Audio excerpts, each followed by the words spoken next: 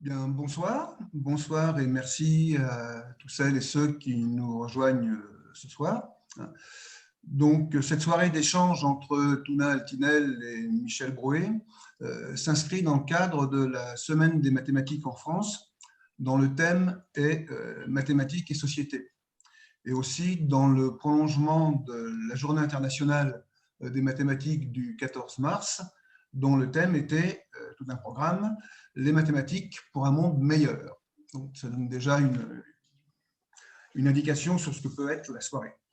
Ce soir, donc, échange entre Touna, mathématicien retenu à Istanbul par les autorités de son pays, et il nous expliquera pourquoi. Et de l'autre côté, en face, géographiquement parlant, puisqu'il est à Paris, Michel Brouet, dont l'implication comme mathématicien pour la défense des droits humains ne date pas d'hier, comme très certainement il ne manquera pas de nous le rappeler. Voilà pour présenter le cadre de cet échange, qui est un débat, un échange sur l'actualité. Et sans plus tarder, pour débuter, je vais passer la parole à Touna. Et Touna, je voudrais d'abord te demander, pour présenter la situation à un certain nombre de nos auditeurs ou auditrices qui ne connaissent pas bien le dossier, te demander de nous dire pourquoi tu es retenu par les autorités de ton pays à Istanbul, pourquoi tu ne peux pas sortir, et de nous dire ce qui t'est arrivé et où tu en es de tes démêlés avec, si on peut dire, la justice de ton pays. Merci et bonsoir à tout le monde. Et effectivement, c'est un plaisir de pouvoir saluer, même si je ne peux pas les voir, les collègues, parce que c'est une occasion qui m'a manqué depuis maintenant presque 2 ans.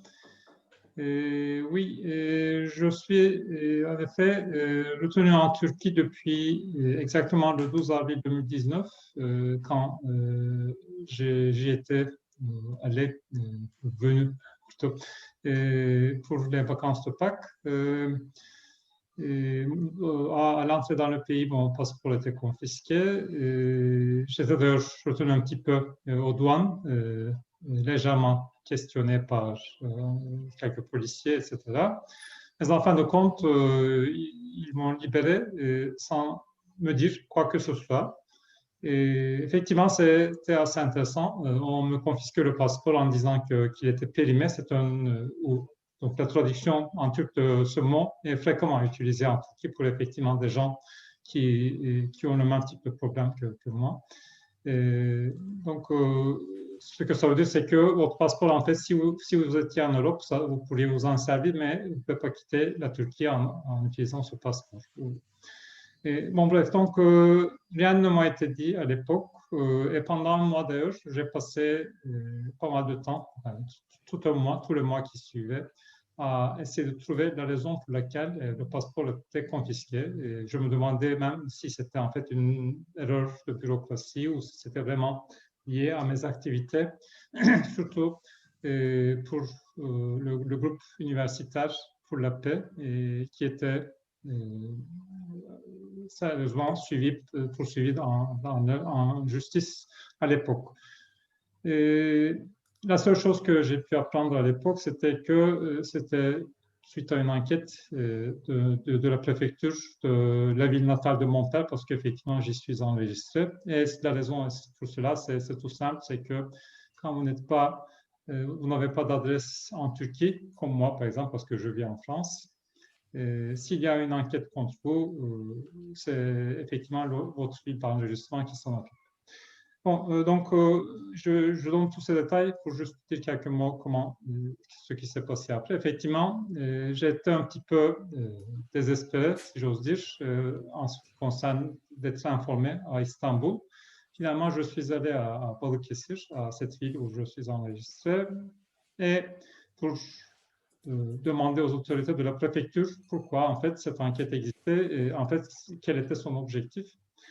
Et quand j'y suis allé, parce qu'effectivement c'est un bureau au sein de chaque préfecture qui s'occupe des passeports, le bureau de restriction. Et la personne, l'employé qui était là, elle m'a dit, au bout d'une conversation assez tendue d'ailleurs, vous êtes venu pour rien. Donc, c'était la réponse que j'ai eue. Et j'étais un petit peu, j'ose pas dire déprimé, mais quand même, c'est un peu décevant.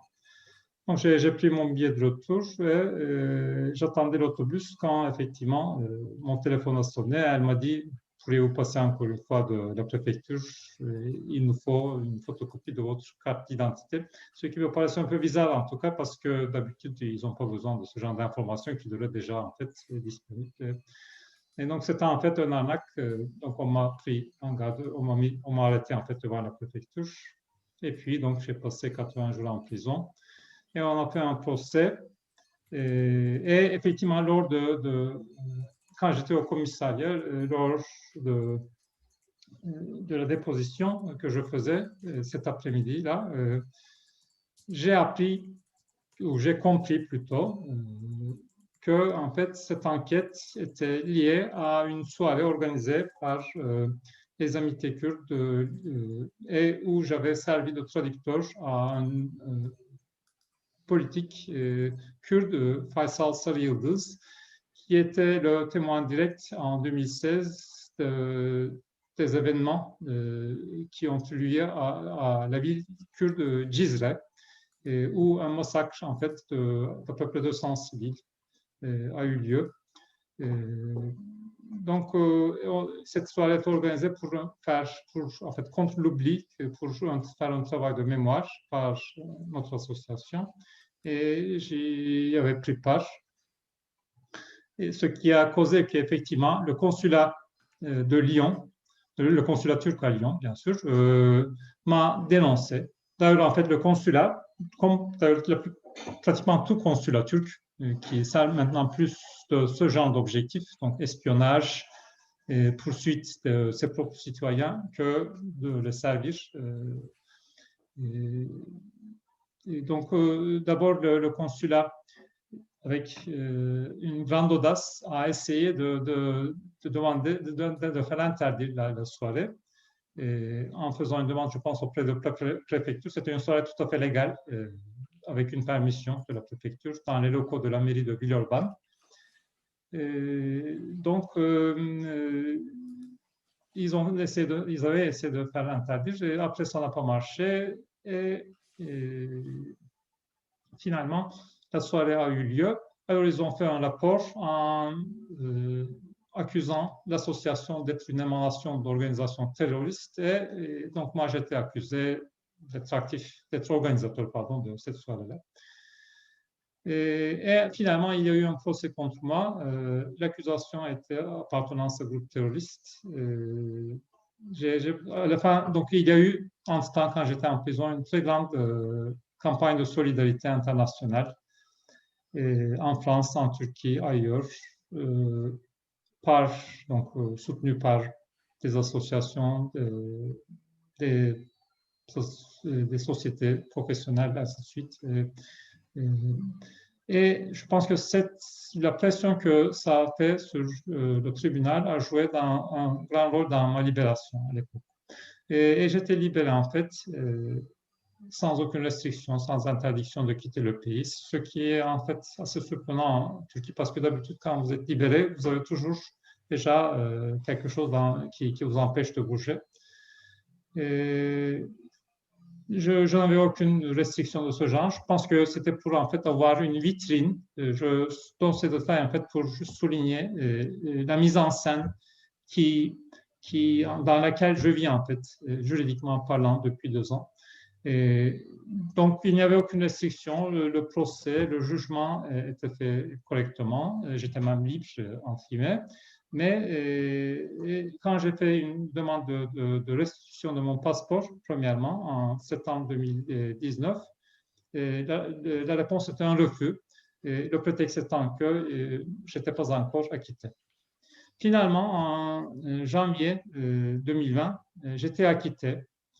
Il y a eu un appel de la part du procureur donc, on est allé à la cour d'appel, mais finalement, à la cour d'appel aussi, et j'étais acquitté, la cour d'appel a refusé en fait la demande du procureur. Alors, j'étais acquitté définitivement. Donc, j'ai fait une deuxième demande, tout naturellement, de restitution de mon passeport en septembre dernier. Et on a attendu, c'est normal, on attend un mois, c'est la bureaucratie, je pense, parce qu'il y a effectivement des lettres qui vont et viennent entre certains organismes de l'État et la préfecture. Et j'ai reçu, plutôt mon avocate a reçu la réponse écrite officielle, comme quoi, encore une fois, j'étais refusé. Cette fois-ci, ils ne se sont même pas donné la peine de donner une raison. Entre-temps, en fait, après le premier refus, on avait ouvert un procès à la cour administrative, au tribunal administratif, d'annulation de ce refus. C'est ce qui se fait. Donc, parce qu'effectivement, le refus de passeport, de restitution de passeport, c'est une question administrative. Donc, vous voyez que à côté, en parallèle à la machine juridique et à la vitrine, pardon, plutôt, je veux bien utiliser ce mot, à la vitrine juridique qui est bien lisse, et il y a une machine écrasante, celle qui est administrative. Et déjà, donc, cette machine administrative, donc une bureaucratie en fait kafkaïenne, qui est ainsi faite pour servir, entre guillemets, une cause, c'est effectivement d'écraser la personne en question. Et donc, elle était déjà en marche, cette machine. Ce procès, où effectivement les prévenus étaient plutôt l'État, c'est nous qui avons fait le procès, durait de manière très négative. D'ailleurs, une première décision était en fait négative pour nous. On nous refusait donc notre demande. Et on a fait un appel. Et finalement, donc, il y a eu une dernière audience en janvier dernier. Je reviendrai à ce point-là, mais juste pour dire un mot, donc, parce que j'ai parlé de ce procès, parce qu'en fait, bien sûr, pendant ce procès, vous voyez des documents qui vont et viennent entre les organismes d'État. Et c'est juste en feuilletant, plutôt en feuilletant, parce que ce sont des dossiers sur Internet, dans mon casier juridique, que j'ai appris la vraie raison pour laquelle. Donc, il y avait une raison, en fait, que la préfecture, l'État ne se fatiguait pas à me donner. Enfin, je suis la personne concernée par cela. Comme quoi, donc, pour le deuxième refus aussi, il y avait une raison. Donc, il y avait en fait deux raisons même. Et la première raison était fausse. C'est que je n'étais pas définitivement acquitté. Je ne sais pas comment ils sont arrivés à cette conclusion. Et la deuxième raison était une autre enquête qui était en cours, dont on ne savait rien, en fait. Parce qu'effectivement, on parlait d'une enquête à Ankara contre moi. Les policiers même sont venus une fois chez moi. Mais c'était il y a longtemps. Et après, on m'a dit qu'en fait, la partie du dossier qui me concerne n'était pas encore arrivée dans leurs mains et qu'ils m'appelleraient quand elle arriverait. C'était novembre 2019 et depuis, on n'en a pas entendu parler. Donc, il se cachait un petit peu derrière cela. Et juste pour finir, j'ai détaillé un petit peu parce que ça décrit, en fait, c'est pas l'histoire que je viens de vous raconter, c'est pas l'histoire de Tuna. C'est l'histoire des milliers de gens en Turquie. Ils ne sont pas nécessairement des gens qui vivent à l'étranger. Tuna, oui. on pourrait y revenir tout à l'heure. Hein, oui, bien sûr. C'est là où j'en suis en tout cas. Et il y a aussi une requête à une commission supérieure, mais la commission attend le tribunal attend la commission. Donc, voilà, on attend tous ensemble. On reviendra sur ce point-là. Je voudrais maintenant écouter Michel. Hein, Michel, j'ai envie de vous demander, avant d'en venir à des cas concrets, parce qu'il faudra bien quand même qu'on en parle, comment expliquer ce que j'ai envie d'appeler une implication particulière des mathématiciens dans cette défense des droits de l'homme, des droits humains, qui ne datent pas d'hier. Hein. Vous citerez certainement d'autres cas célèbres qui ont où les mathématiciens ont pu défendre la cause des droits de l'homme. Mais est-ce que vous avez une explication, une raison qui fait que les mathématiciens, plus particulièrement que d'autres secteurs de la vie intellectuelle, par exemple, même s'ils ne sont pas les seuls, s'impliquent dans ces affaires de droits humains? Oh, on ne peut qu'avoir des tentatives d'explication, mais il y en a certainement qui viennent immédiatement à l'esprit. D'abord, les mathématiques sont probablement l'une des activités humaines les plus universelles. On se sent tout aussi proche d'un Chinois ou d'un Mexicain que d'un type de ton propre département en France, et même parfois plus proche. Les intuitions sont partagées, quelle que soit la couleur de peau, la langue et la culture, les intuitions mathématiques, je veux dire. La culture mathématique, la connaissance mathématique plonge dans ses racines dans l'histoire la plus ancienne de l'humanité, et y compris dans des territoires qui sont malheureusement aujourd'hui des monceaux de ruines. Je pense à l'Irak, je pense à la Syrie, etc., et qui ont connu des heures de gloire extraordinaires, qui sont des heures de gloire de l'humanité tout entière. Ensuite, je ne sais pas, peut-être que la vérité a une certaine importance pour nous quand même. On est peu sensible, ou plus exactement, on est très sensible, mais de manière colérique, aux fake news, aux conneries qu'on se met à entendre de plus en plus souvent, aux fausses raisons. Donc, en effet, il y a des raisons. Mais c'est vrai que la défense de la liberté de penser, outre qu'elle est, en mathématiques comme dans beaucoup d'autres endroits, hein, une condition sine qua non de pouvoir créer, imaginer, travailler, il est incontestable qu'elle trouve ses racines dans l'histoire. On peut aller jusqu'à... Vous connaissez sans doute cette histoire de Sophie Germain qui se croyait obligée, enfin qui était obligée de se faire passer pour un homme pour converser avec Gauss, et la manière dont Gauss l'a protégé et l'a félicité lorsqu'il l'a appris. Et il l'a appris d'ailleurs parce que Sophie Germain cherchait à protéger Gauss des troupes de Bonaparte, enfin napoléoniennes, je devrais dire, plutôt que bonapartistes. Il y a, je ne sais pas, l'histoire est pleine de choses comme ça. L'invitation d'Einstein à Paris, alors qu'il était considéré comme un Allemand interdit de séjour, ou tout comme aux alentours de la guerre de 14-18, la grande boucherie qui a déclenché toutes les autres le siècle dernier.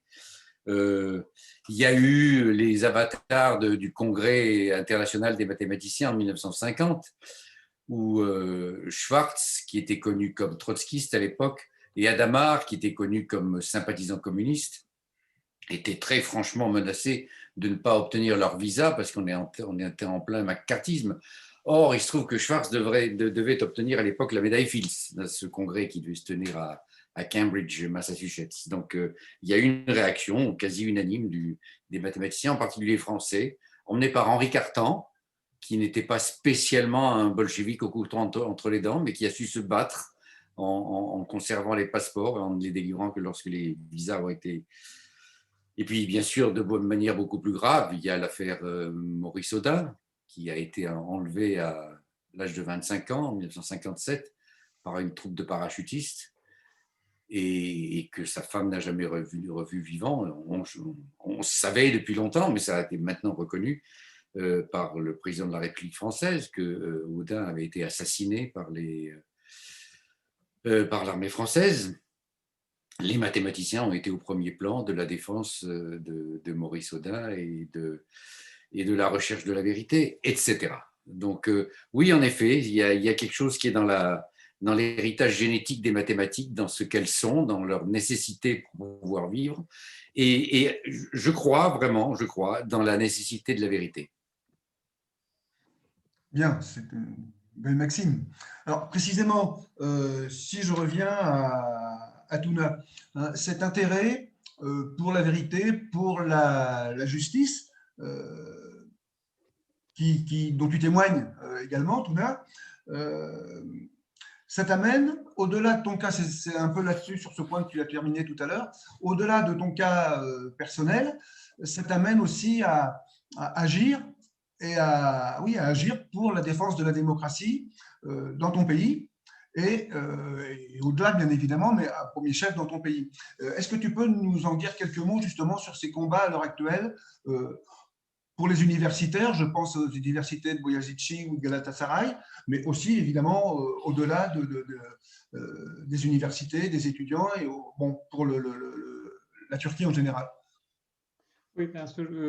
En fait, c'est vrai que à l'instant, en Turquie, les combats sont pratiquement partout parce que toutes les institutions, s'il en reste d'ailleurs, sont sous l'attaque d'un pouvoir politique dont l'objectif me semble comme en fait l'assèchement total du pays, parce que il semble avoir la conviction comme quoi c'est de cette façon qu'ils peuvent en fait contrôler sans opposition le pays entier. C'est une sorte de totalitarisme, en fait, je pense, partout. Effectivement, l'attaque massive très actuelle contre l'Université Boğaziçi, une institution de qualité, de prestige en Turquie, qui d'ailleurs on avait un petit peu épargné toutes sortes d'attaques jusqu'à présent, enfin jusqu'à il y a 5 ans, je dirais, parce que 4 ans. Parce que depuis quelques années, quand même, ils sont davantage attaqués. Et cette attaque, effectivement, c'est un autre exemple de cette tentative d'assécher toute opposition potentielle. Parce que, comme en tant qu'université qui a su garder une certaine autonomie, c'est un endroit où la pensée libre, la rationalité règne, et c'est tout à l'opposé du pouvoir politique en Turquie à l'instant. Pareil pour l'université Galatasaray, l'université francophone, quoique les raisons données soient en fait un peu différentes, effectivement une réaction à la France, etc. Et ce sont plutôt des prétextes, parce que si on entrait dans les détails, bon, on ne le ferait pas bien sûr parce que c'est trop compliqué. La raison principale, en fait, est que selon la pensée du pouvoir politique turc, la pensée occidentale, donc européenne, donc ce qui relève un petit peu plutôt de l'idéologie de la République kémaliste, disons, pour eux. C'est une pensée dangereuse, c'est en fait, encore une fois, une source de réflexion, de critique. Donc il faut assécher, et on fait ce qu'on peut, tout en gardant une certaine forme, un peu comme la justice dont je vous donnais mon exemple il y a quelques minutes. On garde une certaine vitrine, donc par exemple l'université Boğaziçi ou l'université en général en Turquie garde une forme d'université, sans que en fait le contenu ne soit pas vraiment celle de ce qui est digne d'être appelé universitaire. Pareil pour la démocratie en Turquie. Il y a en Turquie les élections, on parle des sondages chaque jour, chaque semaine, comme si on vivait en Europe. Quoique quand le temps des élections arrive, on voit à quel point les différences entre le parti du pouvoir et les partis à l'opposition subissent pour ces élections, parce que le parti au pouvoir profite de tout, tandis que l'opposition n'a rien. C'est comme si, en fait, on fait l'analogie avec un match de football sur un terrain plutôt penché. Donc, en bas, c'est l'opposition, et en haut, c'est le gouvernement, enfin, le pouvoir politique, puisqu'il n'y a plus de gouvernement d'ailleurs avec le nouveau système. Et bien sûr, il n'y a pas que les problèmes universitaires ou institutionnels, mais en fait, il y a des problèmes sociaux. Et effectivement, moi, je suis membre sans être kurde, je suis membre de cette association Amitié Kurde de Lyon-Nord, parce qu'effectivement, le problème kurde en Turquie, c'est un problème qui domine toujours l'arrière-plan, et lié à cela, le nationalisme, pas seulement l'islamisme, mais en fait, c'est le nationalisme qui domine de plus en plus la pensée même islamiste du pouvoir politique. Et c'est une faille dans la société. Et si vous voulez peut-être garder votre pouvoir, c'est en fait une bonne arme. Enfin, je ne sais pas, enfin, c'est faux de dire une bonne arme, mais c'est une arme attractive pour s'en servir, de jouer sur la fibre nationaliste.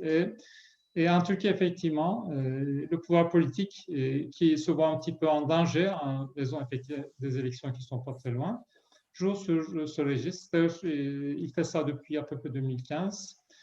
Et en essayant de d'accuser tout un chacun de terrorisme. Et le mot terroriste, peut-être, on l'entend, enfin, le mot le plus entendu en Turquie, je pense, quotidiennement, c'est le mot terroriste.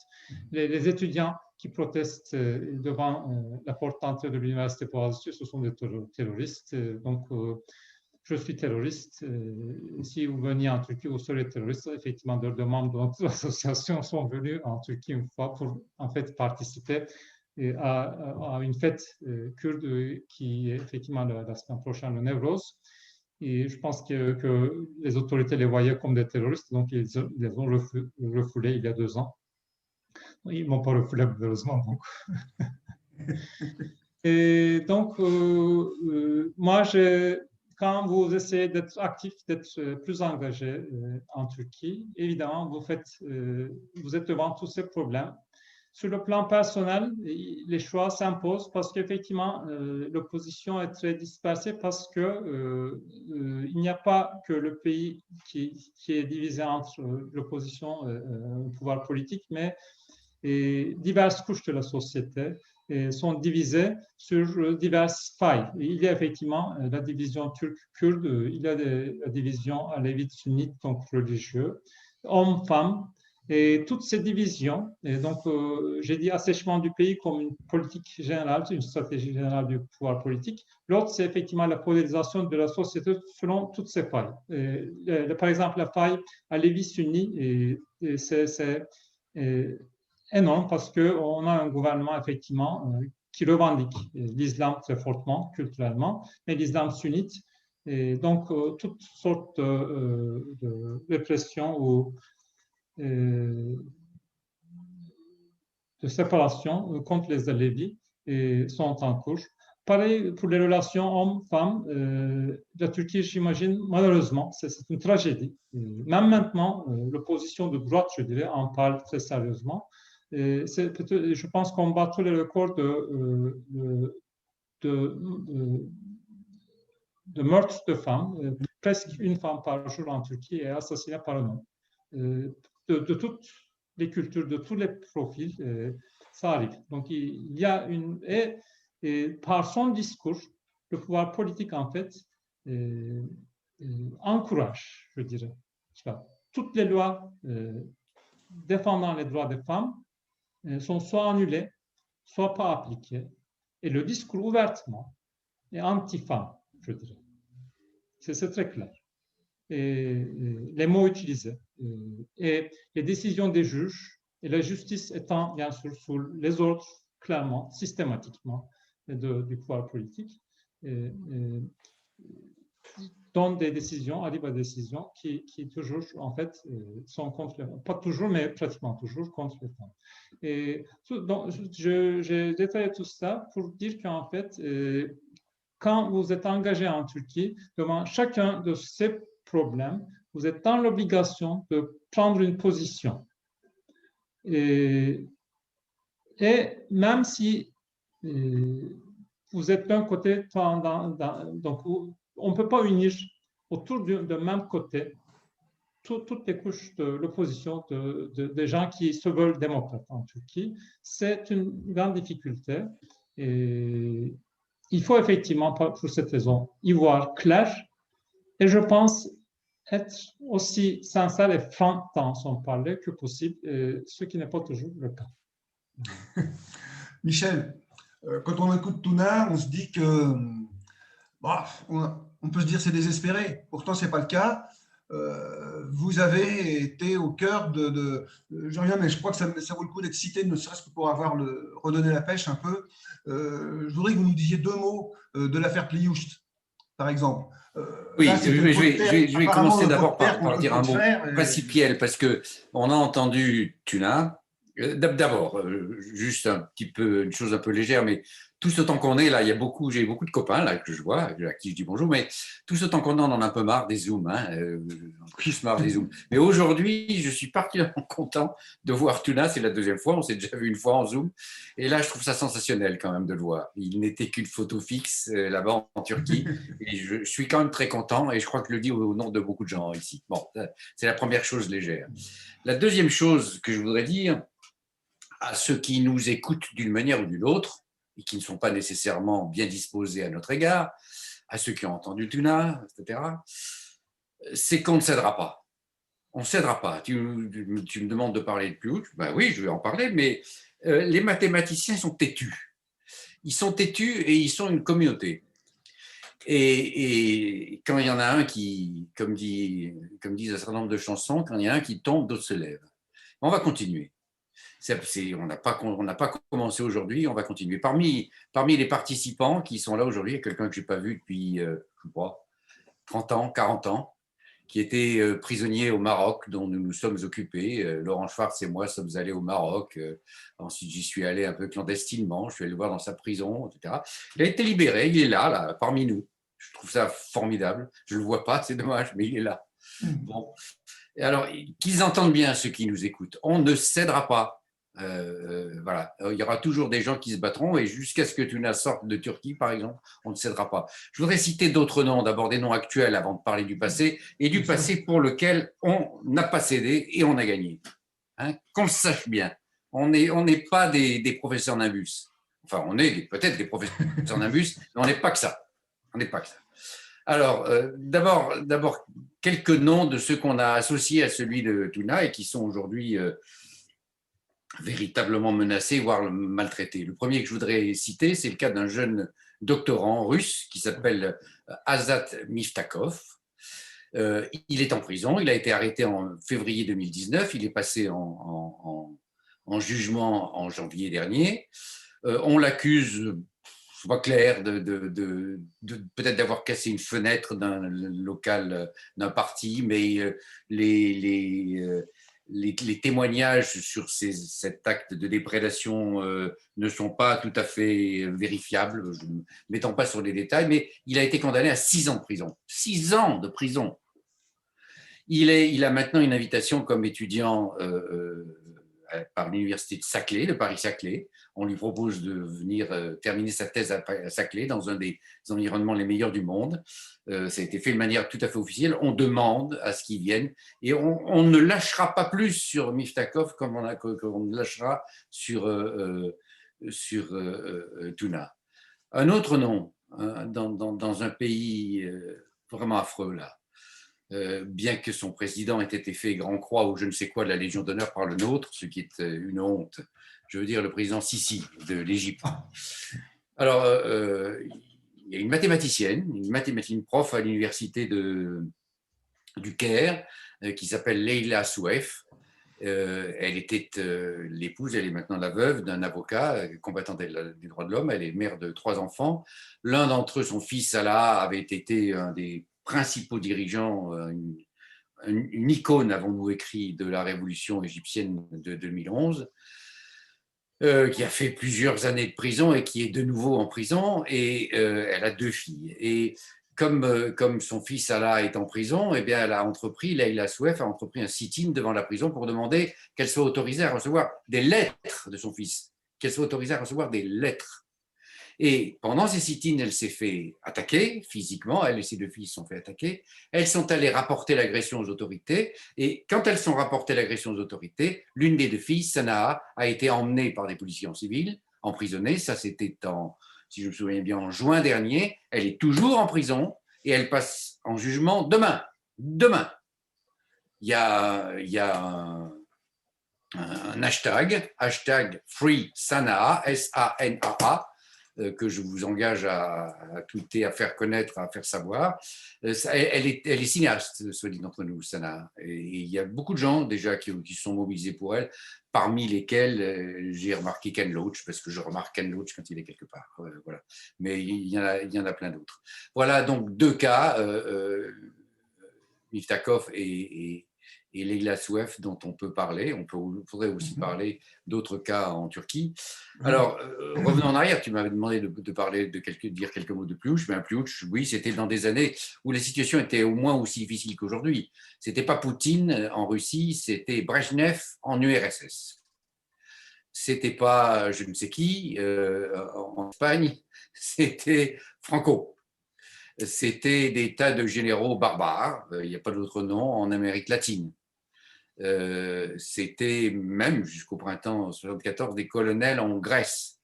C'était une période noire. Puis il y avait un jeune mathématicien, cybernéticien, plus qui avait, disons, professé des idées, une opposition de gauche au régime communiste sur le thème de ce que disaient les Tchèques en 68. Réveille-toi, Lénine, ils sont devenus fous. Il disait un peu la même chose, Plouch. Il disait, c'est pas ça, quoi. C'est pas pour ça qu'on s'était battu.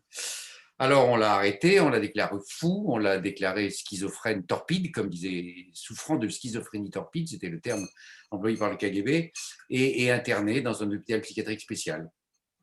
On a été saisi de cette affaire, je passe sur les détails, par Sakharov en particulier, et parce que les matheux sont comme ça, et en s'appuyant sur l'expérience que Schwartz avait du comité Oudin, on a créé un comité pour la libération de Plouch. Il y a eu une campagne exceptionnelle. On est sorti du milieu matheux, on a fait des meetings, on a travaillé avec d'abord la Fédération des droits de l'homme et Amnesty, et puis les syndicats, et puis même les partis, et puis Plouch a été libéré. C'est un événement considérable. Je n'en dirai pas plus là, mais franchement, pour tous les matheux qui écoutent, s'ils ne l'ont pas fait, ça vaut le coup de lire ça, là. Je l'ai préparé, hein, de lire ça, là. C'est les mémoires de Laurent Schwartz. Lisez-le. Il est passionnant à la fois pour son admiration des propriétés des triangles et pour ce qu'il raconte de sa vie politique. Et il y a tout un chapitre consacré au comité des mathématiciens. Alors, il y dit ce que Thomas Blossier a mis dans le petit gif pour celle de la réunion de ce soir. Je ne voudrais pas le déformer, je ne sais pas si vous pouvez encore le passer, mais il dit que les mathématiciens sont en général considérés, grosso modo, il dit quelque chose comme ça, que les mathématiciens sont considérés comme des gens en dehors de toute réalité et de toute humanité, et que le comité des mathématiciens est un brillant contre-exemple. Oui. En fait, la communauté mathématique est un brillant contre-exemple aux idées a priori des mathématiques. Donc, entendez-nous bien, vous tous qui maintenez des gens prisonniers, on ne cédera pas. Voilà. Bien, merci pour ce message. Touna, tu peux peut-être nous dire aussi deux mots sur une mathématicienne qui a quelques ennuis, si j'ai bien compris, dans ton pays aussi, à l'heure actuelle. Et, tu parles, je pense, de Betül Tanbay. Oui, bien sûr. Oui. Oui, en fait, Betül, déjà, elle était parmi les signataires de la pétition pour la paix, qui était effectivement une pétition dénonçant les crimes de guerre commis par l'armée turque dans sa guerre dans les villes kurdes pendant la période été 2015, été 2016. Et donc, Betül était parmi les signataires de cette pétition. Et elle n'a pas été poursuivie, je pense, par la justice, mais plus tard, comme c'est une personne très active en fait au sein de diverses associations, ainsi que de la Société européenne des mathématiques, elle était vue comme une personne proche, donc une personne douteuse du point de vue du pouvoir politique, et donc proche de Osman Kavala, l'homme d'affaires en prison depuis plus de 3 ans maintenant, pour avoir comploté contre l'État turc, etc. Donc des accusations. Enfin, le mot irrationnel n'est pas suffisant, je pense. Je ne connais pas de mots pour décrire en fait toutes les accusations contre lui, comme quoi il a comploté avec Soros, enfin, donc des tas de choses, des tas de bêtises, et un gauchement pendant longtemps. Et effectivement, Betül était arrêté pendant, je pense, 1 ou 2 jours, mis en garde à vue. Je n'étais pas encore donc, retenu en Turquie à l'époque, ça doit être novembre, je pense, 2018. Oui. Et elle était libérée. Il n'y a pas eu, je pense, de procès contre elle, parce qu'effectivement, il y a des gens qui sont en procès pour cet ensemble flou de complots pluriels, et avec Osman Kavala, quoique Kavala lui-même soit le seul, en fait, à être emprisonné.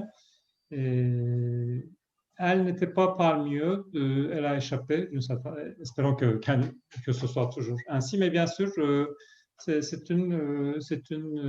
y a toujours en fait un certain, je pense, danger, une menace pour tous les gens qui par le pouvoir politique sont vus comme avoir des liens avec Kavala ou d'autres, avec la société civile, avec les associations, avec la vie associative, parce que sans me réduire à des cas particuliers, je veux bien souligner qu'une des cibles les plus importantes du pouvoir politique dans cette politique d'assèchement de la vie sociale, de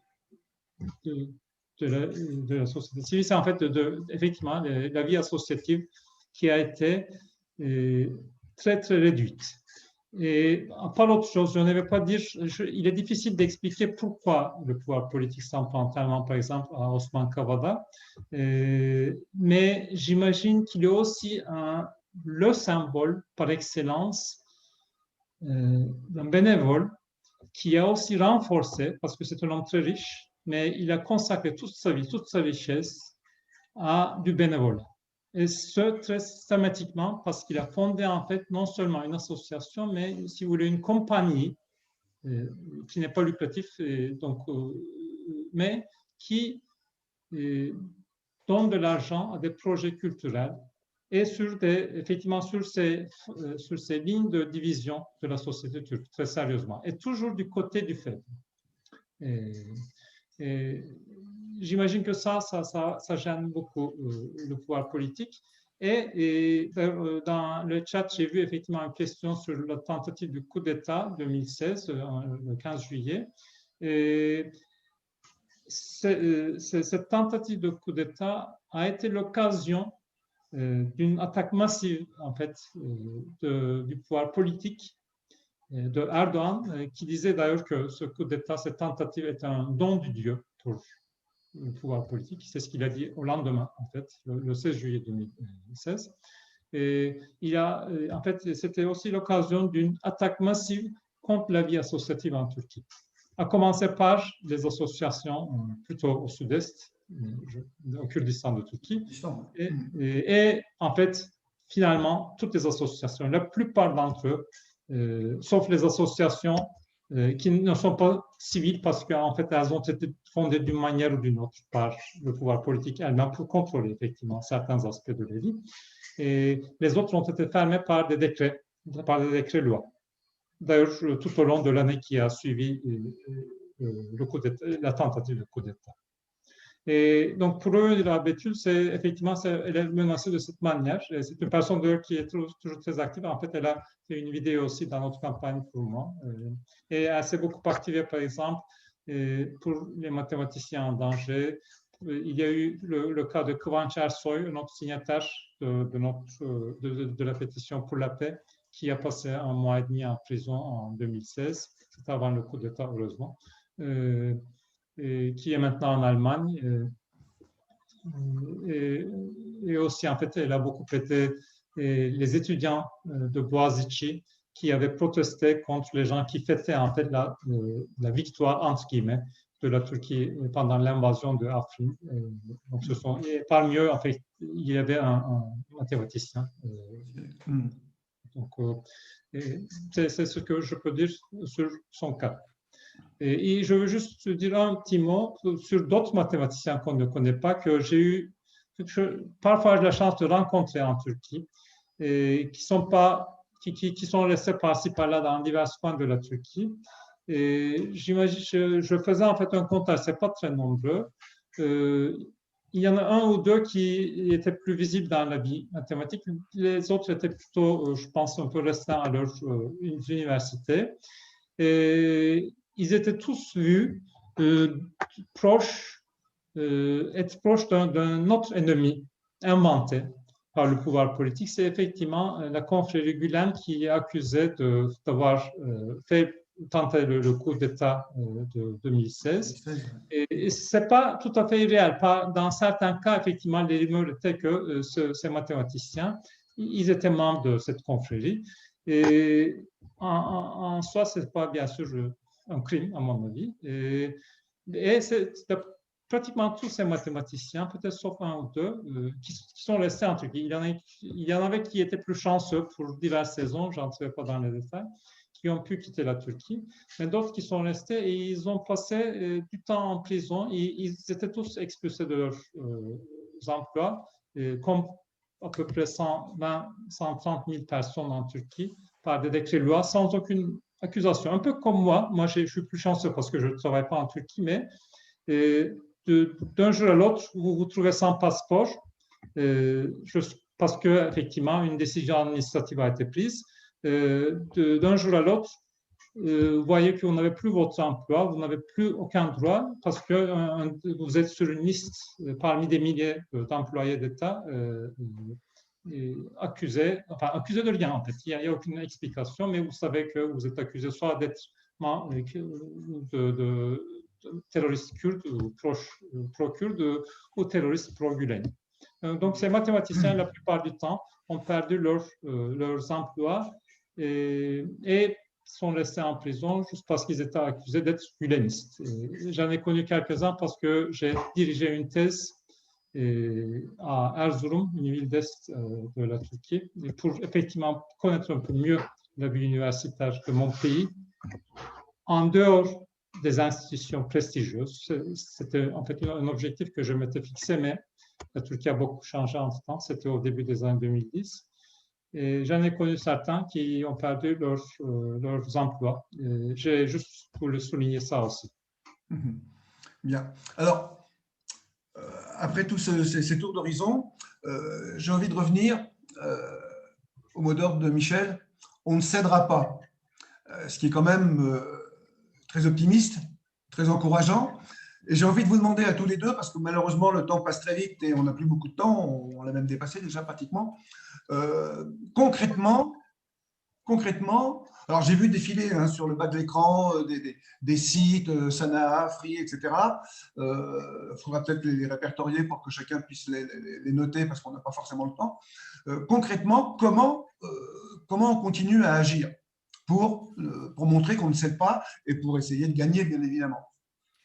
D'abord, j'ai envie de dire qu'il ne faut pas se faire impressionner par les chefs d'État et les régimes qui, je l'ai déjà dit, il y a du temps de l'affaire Pliou, c'était Brejnev. Ouais, il n'est ni plus ni moins effrayant que Poutine, il était au moins aussi décidé. Oui. Quand on s'est occupé de faire libérer le dénommé José Luis Macera en Uruguay, j'ai oublié le nom du sabreur qui dirigeait l'Uruguay, mais ce n'était pas spécialement un démocrate. Quand on s'est occupé de faire libérer un prisonnier marocain, c'était Hassan II, qui a une sacrée réputation. Hein. Et Mohamed VI, aujourd'hui, n'en est peut-être pas si loin. Aujourd'hui, on nous rapporte des cas dramatiques. Par exemple, l'historien Moujib, qui est en grève de la faim, qui est harcelé depuis des années au Maroc. Alors, ne pas céder, ne pas se laisser impressionner et ne jamais arrêter. Mais sortir de notre communauté, ça c'est important. Si on se convainc les uns les autres, c'est très important, c'est ce qu'on est en train de faire. Mais peut-être que dans un an, peut-être pas, mais peut-être que Miftakov sera toujours en prison. Et à ce moment-là, il faudra qu'on soit sorti de notre communauté, qu'on soit allé trouver les organisations non gouvernementales, qu'on ait mobilisé les gouvernements, qu'on ait mobilisé les parlements, qu'on ait fait connaître, qu'on ait fait des articles dans la presse et qu'on continue. Les campagnes que tu me demandais de citer, ont toutes duré entre 2 et 5 ans. Hein. Ce n'est pas 2 mois, ce n'est pas 3 zooms et puis voilà. C'est une vraie bagarre. Mais c'est une bagarre par une communauté qui est unie, qui est relativement nombreuse, qui est relativement importante, qui a de l'influence, qui est en relation les uns avec les, enfin qui garde des relations très étroites les uns avec les autres. Il n'y a qu'à regarder les origines des gens qui sont ici, par exemple. Et c'est ça qu'il faut. Il faut être tenace, quoi. Il faut être têtu. Il faut être tenace et têtu. Et plus tenace et plus têtu que ceux qui répriment. Mais je ne crois pas que ce soit si optimiste. C'est décidé. Il faut être décidé. On va suivre Tuna, on va suivre ce qui lui arrive. Hein. Il n'a pas la trou, Tuna. Il dit ce qu'il pense. Il juge. On va suivre ce qui lui arrive. On va le suivre. On va demander des rendez-vous dans les ambassades, on va exister et on en reparlera dans quelques temps. Voilà. Merci. Tuna? Et, en fait, pour être têtu, tu l'es. Hein. On a eu l'occasion de le voir à maintes reprises. Curieusement, même avant que je ne devienne mathématicien, on me disait que j'étais têtu sans le montrer trop. Donc, c'est ma vocation de mathématicien, peut-être. Enfin, donc, mais j'essaye, pour m'éduquer, depuis mon enfant, enfin, depuis que j'étais jeune, de toucher à l'autrui le plus possible sur le plan personnel. J'ai écrit un article en kurde qui était publié dans un journal kurde. J'ai commencé à apprendre en prison.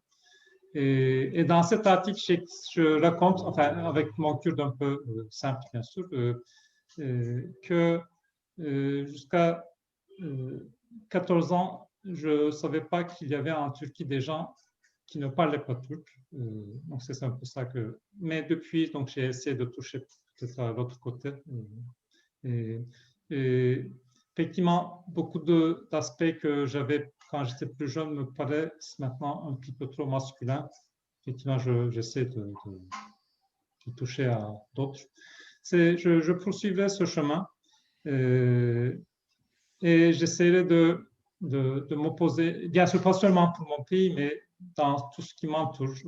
Quand j'étais en commission de spécialistes, je n'explique pas à ceux qui ne sont pas universitaires ce que c'est, mais j'essaie de lire tous les dossiers qui venaient devant moi en détail parce que je disais que tout dossier, quand même, n'est pas juste un dossier, mais c'est aussi un mathématicien, un collègue, un être humain.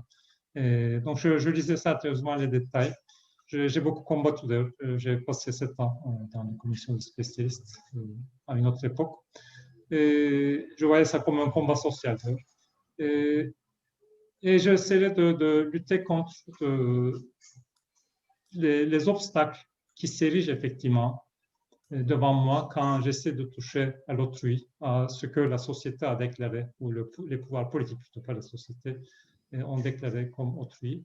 Et juste pour vous donner un exemple concret que J aussi connaît bien, c'est le consulat turc. Si jamais je rentre à Lyon, même de là où je suis à l'instant, j'essaie de combattre le plus possible, de dénoncer le plus possible ceux qui m'ont dénoncé, non seulement parce qu'ils m'ont dénoncé, mais en fait, c'est un obstacle à beaucoup de choses.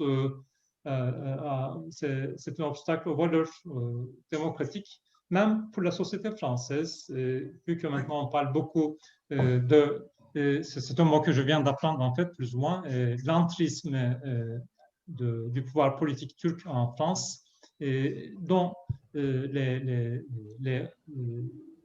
points forts sont effectivement les consulats. Donc, je ne suis pas optimiste, effectivement, je suis d'accord avec Michel. Et le mot optimisme, il faut plutôt dire que je suis décidé, je suis têtu moi aussi, autant que je peux.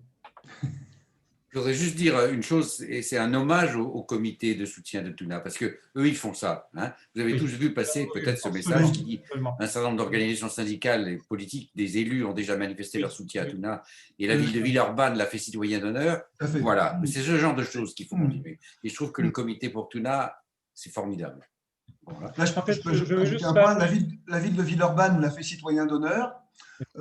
Comme la ville de Villeurbanne avait fait citoyen d'honneur aussi un certain nombre de députés d'opposition emprisonnés, le sénateur du Rhône, un des sénateurs du Rhône est intervenu auprès du gouvernement, aux côtés d'ailleurs de son collègue député Villani, que le mathématicien connaissait évidemment bien. Donc, c'est une action qui se poursuit. Le ministre des Affaires étrangères, son nom m'échappe, est intervenu au Parlement.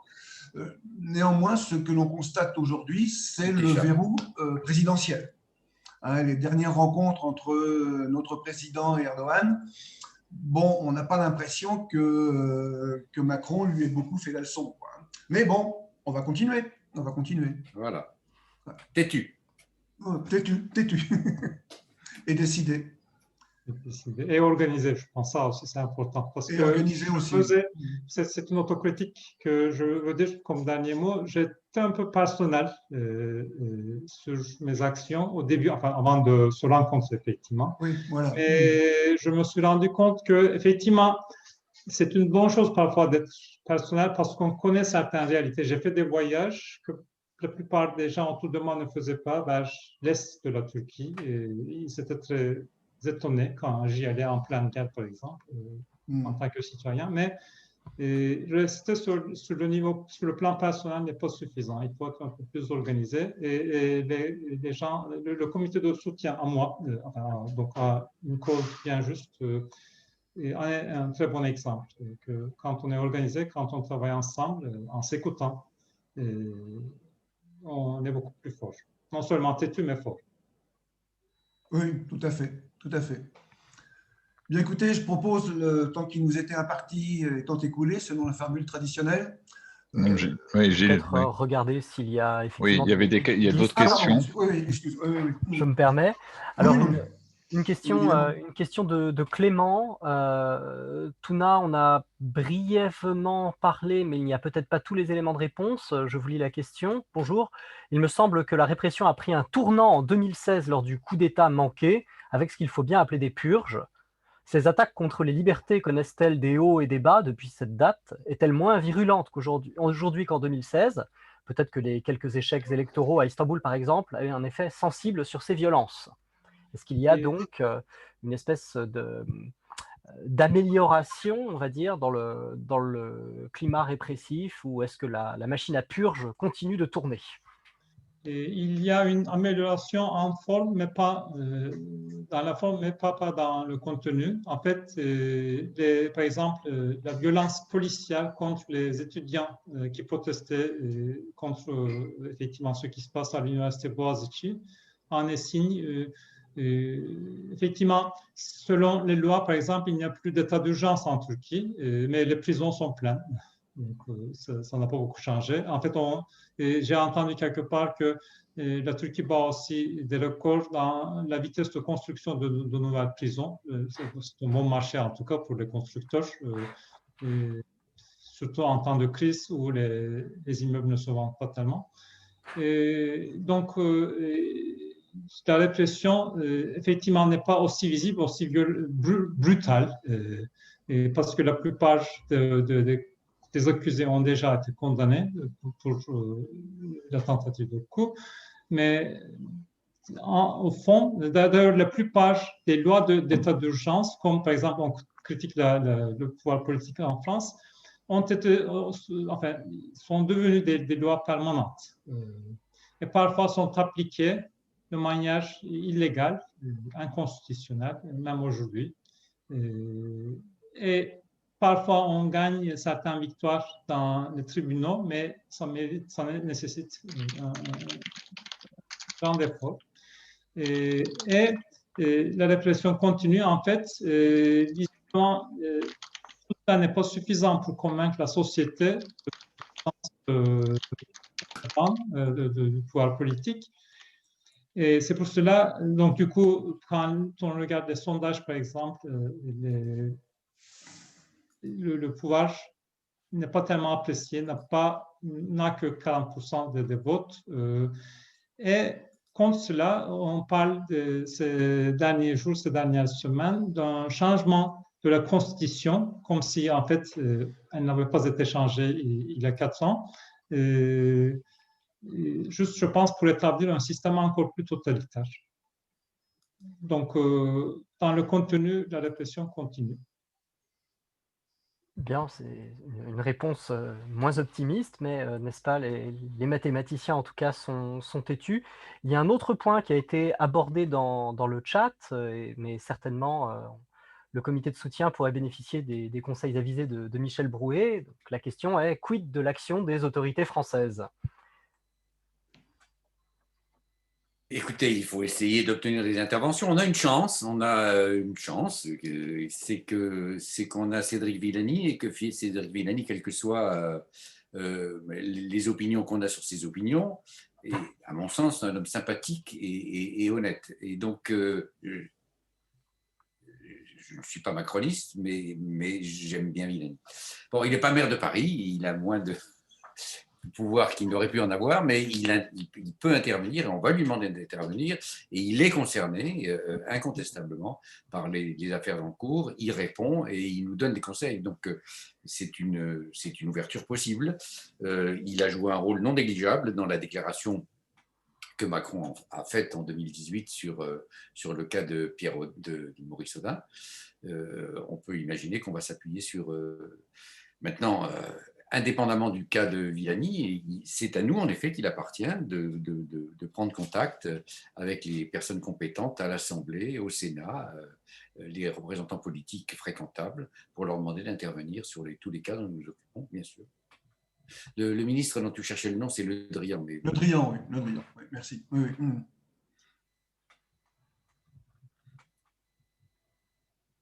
Oui, il est souligné que Cédric Villani était déjà intervenu, en particulier en posant une question au Parlement dès le mois de juin 2019.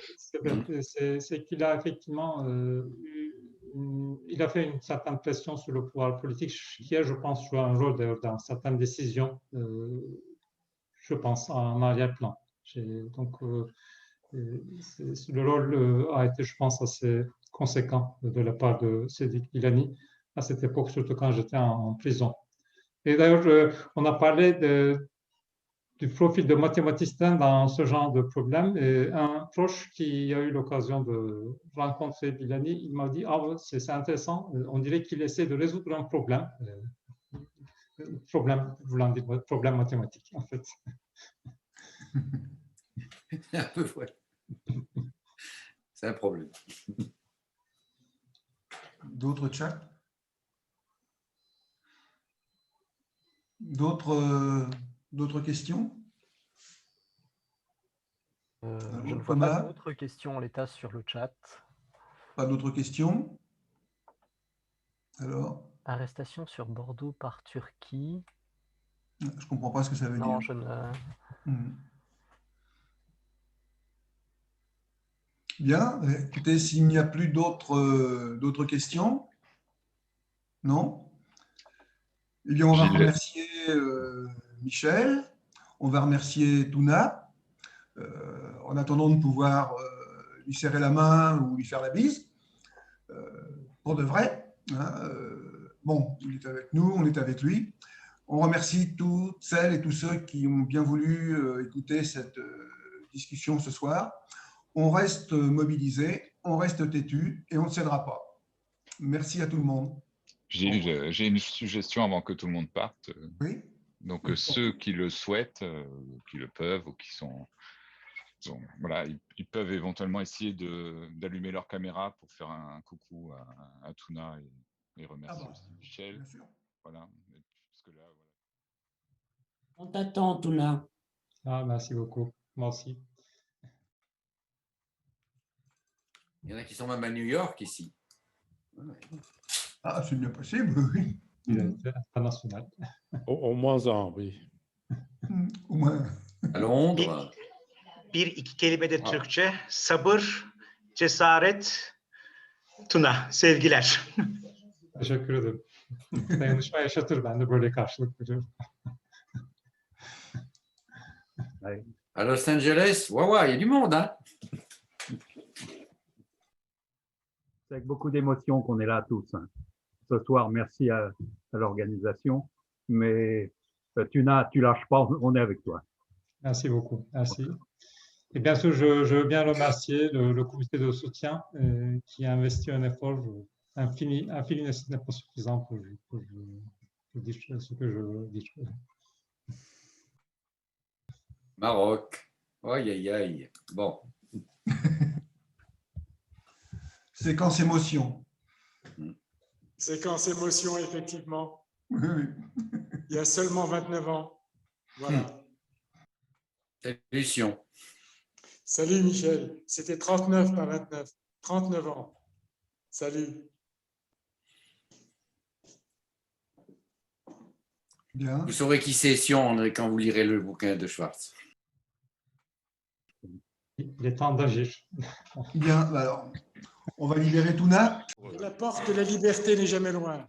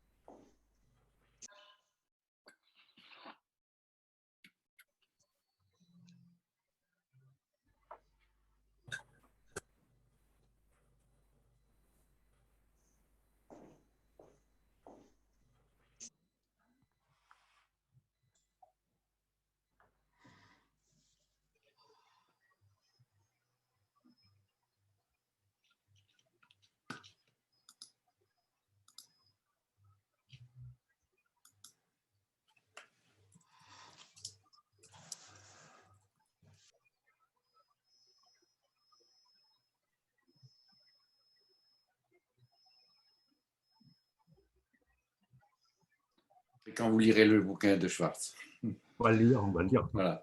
Rassure-nous, on peut le lire si on n'est pas mathématicien. Ouais, Ah ouais. oui, bien sûr. Ah, quand il y a des Ce formules, n'est tu pas une sautes. c'est pas condition compliqué. sine qua non. Les formules, tu sautes, mais le reste, c'est ski, oui. Oui, voilà, oui, tout à fait.